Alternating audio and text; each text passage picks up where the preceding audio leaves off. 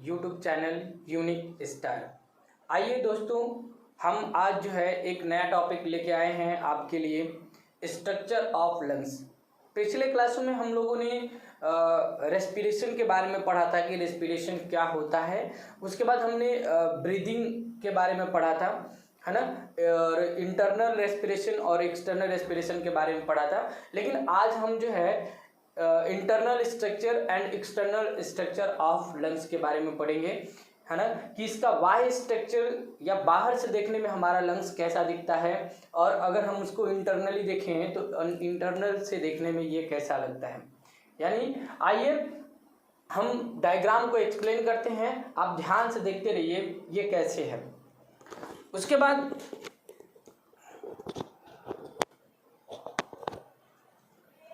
ये जो ऊपर का पार्ट है इसको हम बोलते हैं लैरिंग्स।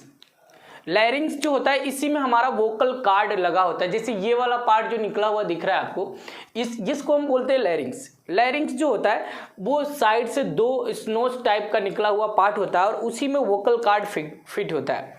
जब हम क्या करते हैं, लंग्स से एयर पास करते हैं तो वो क्या करता है, वाइब्रेट करता है, जिसकी वजह से साउंड निकलती है। फिर हम टंग के द्वारा उसको क्या करते हैं, लैंग्वेज में कन्वर्ट कर देते हैं।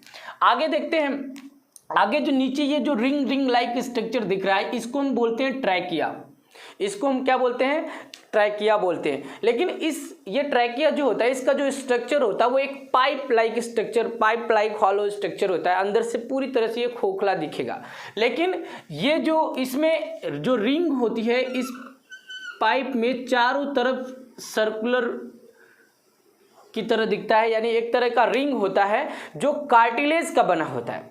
जो किससे बना होता है, कार्टिलेज का बना होता है। और ये क्या करता है, ये पाइप को जो है आपस में चिपकने से रोकता है ना। हम यहाँ पे ऐसे टच करके भी देख सकते हैं, हमें ऐसे दिखेगा कि कुछ रिंग टाइप का है जो हमारे इस ट्रैकिया में पाया जा रहा है। आगे जाने के बाद ये जो ट्रैकिया होता है वो दो पार्टों में क्या करता है, डिवाइड हो जाता है। एक राइट लंग्स में चला जाता है और दूसरा लेफ्ट लंग्स में चला जाता है।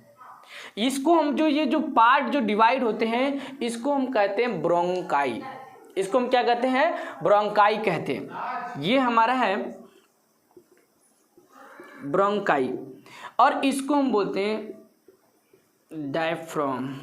आइए देखते हैं। फिर ये ब्रोंकाई जो होता है वो लंग्स के अंदर इंटर कर जाता है और फिर बहुत सारे और छोटे छोटे पाइप की तरह स्ट्रक्चर में डिवाइड हो जाता है। और जो छोटे छोटे पाइप की स्ट्रक्चर में जब ये डिवाइड होता है तो उसे हम कहते हैं ब्रोंक्यूल्स, जो हम नेक्स्ट डायग्राम में आपको बताएंगे कि कौन सा ब्रोंक्यूल्स है। इसके बाद आगे हम देखते हैं ये जो लंग्स होता है, जो राइट लंग्स और जो लेफ्ट लंग्स की अगर बात करें तो ये लंग्स का जो वेट होता है वो अप्रॉक्सीमेटली 1000 ग्राम होता है, यानी 1000 ग्राम होता है। और इसकी जो हम कह सकते हैं इसकी जो इंक्रीजिंग वॉल्यूम है ना, यानी कि आप देख सकते हैं पिछले क्लासों में मैंने बताया था कि लंग्स कैसे फूलता है और कैसे कंट्रैक्ट, मतलब कैसे एक्सपेंस और कैसे कंट्रैक्ट करता है ना। तो जो एक्सपेंस करने की कैपेबिलिटी है, जो एयर भरने की, एक्सपेंस होके एयर भरने की कैपेबिलिटी होती है, एक छोटे से बच्चे में जो होता है वो 250 ml होता है। लेकिन वो जब एडल्ट की अगर बात करते हैं तो वो 6000 ml तक एयर को क्या करता है, वो भर सकता है एक लंग्स में। आगे हम देखते हैं जो राइट लंग्स होता है वो लेफ्ट लंग्स से क्या होता है, थोड़ा बड़ा होता है। लेफ्ट लंग्स जो होता है वो साइज में थोड़ा छोटा होता है। और जो राइट लंग्स होता है ये 3 पार्टों में डिवाइड होता है। जो राइट लंग्स होता है वो 3 पार्टों में डिवाइड होता है। पहला है सुपीरियर लोब्स। ये जो ऊपर का जो ये लोब्स दिख रहा है आपको, ये जो लोब्स आपको पूरा दिख रहा है इसको हम बोलते हैं सुपीरियर लोब्स। और इसके बीच में जो इस लंग्स को जो डिवाइड करता है, जो सेपरेट कर रहा है इस पार्ट को, उसको हम बोलते हैं ट्रांसवर्स फीसर। क्या बोलते हैं हम उसको, ट्रांसवर्स फीसर बोलते हैं। इसके बाद ये जो मिडिल पार्ट है इसको हम मिडिल लोब के नाम से जानते हैं, जो लंग्स के बीच में पाया जाता है। फिर इस पार्ट को जो सेपरेट करने वाली जो लाइन दिख रही है इसको हम बोलते हैं ऑब्लिक फीसर। इसको हम क्या बोलते हैं, ऑब्लिक फीसर। और जो नीचे वाला जो लोब दिख रहा है इसको हम बोलते हैं इंफीरियर लोब्स। इसको हम क्या बोलते हैं दोस्तों, इंफीरियर लोब्स। अब आते हैं, हम देखते हैं लेफ्ट साइड के लंग्स में क्या दिखता है। लेफ्ट साइड का जो लंग्स होता है, राइट साइड का लंग्स जो होता है वो 3 पार्ट में डिवाइड होता है, लेकिन लेफ्ट साइड का जो लंग्स होता है वो सिर्फ 2 पार्ट में डिवाइड होता है, superior lobes and inferior lobes. यहां से आप देख रहे होंगे ये यहां ये पार्ट जो दिख रहा है आपको, ये है सुपीरियर, सॉरी ये जो है ये है इंफीरियर लोब्स, और ऊपर वाला जो पार्ट है वो है सुपीरियर लोब्स। और इन दोनों को जो लाइनिंग जो सेपरेट कर रही है, जो इस पार्ट को सेपरेट करने वाला जो पार्ट होता है उसको हम बोलते हैं ऑब्लिक फिशर। उसको हम क्या बोलते हैं, ऑब्लिक फिशर, ठीक है। और अब हम देखते हैं ये जो पार्ट आप देख रहे हैं, ये जो छोटा सा खाली सा पार्ट है, इसको हम बोलते हैं कार्डियक नोच। क्या बोलते हैं हम इसको, कार्डियक नोच, क्योंकि यही वो जो गड्ढे की तरह पार्ट जो दिख रहा है, यही वो खाली स्थान है जहां पे हार्ट क्या होता है, सिचुएटेड होता है। जहां पे हमारा ये हार्ट जो होता है ना, हार्ट क्या होता है, इसी खाली वाले स्थान पे क्या होता है, यही सिचुएटेड होता है। और इन दोनों के, जैसे मैंने पिछले वीडियो में आपको बताया था, है ना, कि इधर जो होती है इंटरकॉस्टल मसल होती है, और इधर जो होता है ऑब्डोमिनल मसल होती है, और ऑब्डोमिनल मसल जो होती है वो डायफ्राम से क्या होती है, अटैच होती है। तो इसको ठीक ये जो नीचे जो इंफीरियर लोब्स होता है, इन दोनों इंफीरियर लोब्स को ऐसे सी शेप का कह सकते हैं, थोड़ा सी शेप के आकार में जो होता है, ये दोनों लंग्स के एकदम नीचे साइड में ये पाया जाता है, जैसे कि यहाँ वाले पार्ट को हम बताते हैं, ठीक है। तो आइए हम देखते हैं आगे। ये जो है, ये जो पार्ट है ना, वो आगे जाने के बाद जो है बहुत सारे छोटे छोटे पार्टों में क्या होता है, डिवाइड हो जाता है। बहुत सारे छोटे छोटे पार्टों में ये डिवाइड हो जाता है। तो जो पार्ट होते हैं इसको हम बोलते हैं ब्रोंकियोल्स। इसको हम क्या बोलते हैं, ब्रोंकियोल्स बोलते हैं, है ना। और ये क्या था, ब्रोंकाई था, मैंने यही बताया था, ठीक है। और ब्रोंकाई जो है आगे जाके ओपन होता है, उसको हम कहते हैं एल्वियोलाई, ठीक है। हम इस स्ट्रक्चर को क्या करते हैं, एक्सपेंस करके देखते हैं। तो आइए चलिए हम देखते हैं। तो आइए अब हम देखते हैं स्ट्रक्चर ऑफ ट्रैकिया के बारे में। ये जो पार्ट है, जैसे हमने ट्रैकिया देखा था, ट्रैकिया दोनों लेफ्ट और राइट, जैसे कि यहाँ पे मैंने जो स्ट्रक्चर बनाया था इस तरह का, इसमें से जो ट्रैकिया था ये दोनों साइड में जो इंटर किया था, इसके बाद का हम स्ट्रक्चर दिखाते हैं, ठीक है। ये जो पार्ट है ये ट्रैकिया है। ट्रैकिया जाने के बाद ये पहले 2 पार्टों में डिवाइड होता है। जो पहला डिवीजन जो दिखता है, ये और ये वाला पार्ट, ये पहला वाले को हम बोलते हैं प्राइमरी ब्रोंकस। पहले वाले को हम क्या बोलते हैं, ये जो पहला डिवीजन दिख रहा है, ये और ये दोनों पार्ट को, इसको हम बोलते हैं प्राइमरी ब्रोंकस। ये जो इसकी जो वॉल होती है, ये भी कार्टिलेज की बनी होती है और एपिथेलियल टिश्यू की, ठीक है। ये जो वॉल होती है ये एपिथेलियल टिश्यू और प्लस कार्टिलेज की बनी होती है। आगे हम देखते हैं, ये नीचे आएंगे तो ये वाला पार्ट और ये वाला पार्ट जो है, इन दोनों को हम देखते हैं तो इनको हम कहते हैं, जो 2 पार्ट जो इसके बाद जो प्राइमरी के बाद जो डिवीजन दिख रहा है, ये आगे बढ़ के ये अलग एल्वियोलर सैक बनाएगा, एल्वियोलर सैक बनाएगा। लेकिन आप देखिए ये जो पार्ट दिख रहा है इसको हम बोलते हैं सेकेंडरी ब्रोंकस। इसको हम क्या बोलते हैं, सेकेंडरी ब्रोंकस बोलते हैं। आगे आइए आगे देखते हैं।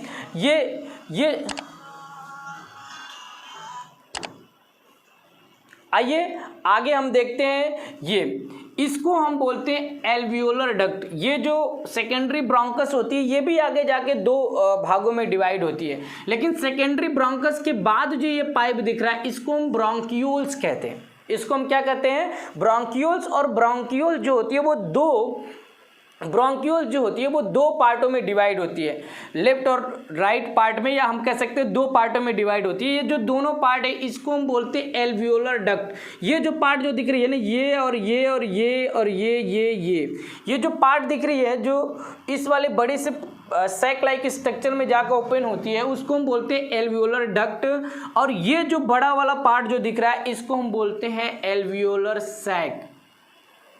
और रेस्पिरेशन के दौरान जो है हमने देखा था, ब्रीदिंग में हमने देखा था कि इसमें क्या होती है, गैसों की एक्सचेंजिंग होती है।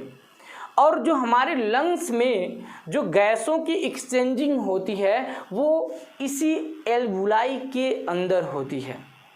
कहाँ होती है? इसी एल्वुलाई के अंदर होती है। कैसे होती है आइए हम देखते हैं। इसको हम बोलते हैं पल्मोनरी आर्टरीज और इसको हम बोलते हैं पल्मोनरी वेन। ये जो होता है, ये जो पल्मोनरी आर्टरी है इसमें हमेशा इम्प्योर ब्लड होता है। अब इम्प्योर ब्लड क्या होता है इसके बारे में हम थोड़ा सा देख लेते हैं, है ना। इम्प्योर ब्लड को हम डीऑक्सीजनेटेड ब्लड भी कहते हैं, यानी ऐसी ब्लड जिनमें ऑक्सीजन की मात्रा कम होती है उन्हें हम इम्प्योर ब्लड कहते हैं, ठीक है। यानी कह सकते हैं कि जिनमें कार्बन डाइऑक्साइड की मात्रा ज़्यादा होती है, यानी आवश्यकता से ज़्यादा होती है, और ऑक्सीजन की मात्रा कम होती है, उन्हें हम इम्प्योर ब्लड कहते हैं। और प्योर ब्लड वो होता है जिनमें ऑक्सीजन की मात्रा ज़्यादा होती है और कार्बन डाइऑक्साइड की मात्रा क्या होती है? कम होती है, ठीक है। उसे हम प्योर ब्लड कहते हैं। और हमें करना क्या होता है कि हम जब ब्रीदिंग करते हैं तो हम अपने ब्लड को ऑक्सीजन देते हैं जिनसे हमारा ब्लड प्योर हो जाए और हर एक सेल तक वो क्या करे? ऑक्सीजन पहुंचा पाए, जिसके वजह से एनर्जी का फॉर्मेशन हो पाए और हमारी लाइफ प्रोसेस चलती रहे।